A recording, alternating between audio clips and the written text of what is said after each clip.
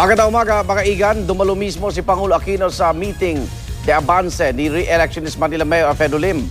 12-0 para sa Team Pinoy sa Maynila ang ipinangako ni Lim sa Pangulo.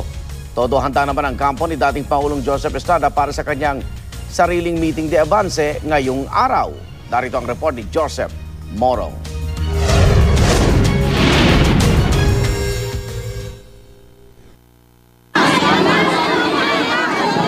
Sandaling nauwi sa Tulacan at girian ang pila umano sa pagkain ng mga residenteng dumalo sa meeting de avance ng Liberal Party Manila Chapter sa Tondo, Maynila. Naayos naman ito kalaunan at hindi nagdulot ng problema sa programa na dinulahan mismo ni Pangulong Aquino.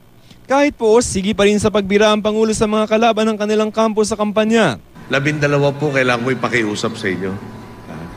Bawat isa po nito 12 natin kasama sa Team Pinoy, ginagarantya ko sa inyong kabalikat natin sa pagbabago ng ating lipunan.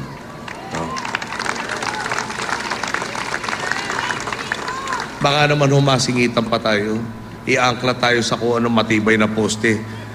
Kaya abante tayo na abante, hindi tayo umusad dahil meron palang nandun nilambitin tayo sa isang poste matatag.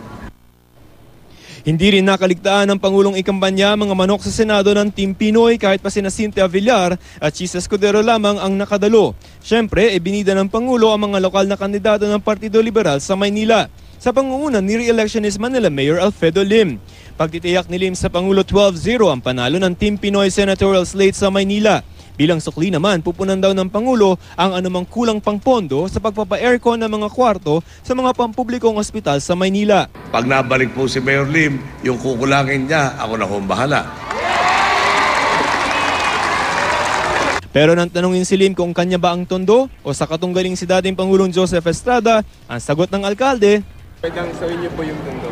Ano? Sa inyo yung tondo. Hindi ko rin masasabi yun. Nasa mamamayan yun.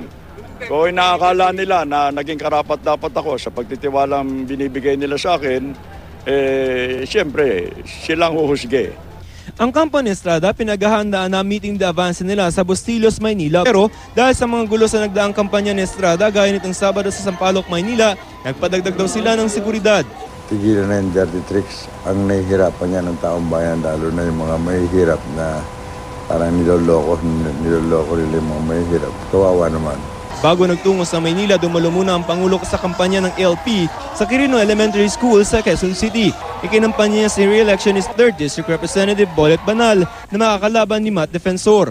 Dumalo rin si Mayor Herbert Bautista na makakaharap sina John Charles Chang Jr. at Henry Samonte. Naroon din si Vice Mayor Joy Belmonte na makakatunggali naman si Rolando Jota. Para sa unang balita, Joseph Morong reporting.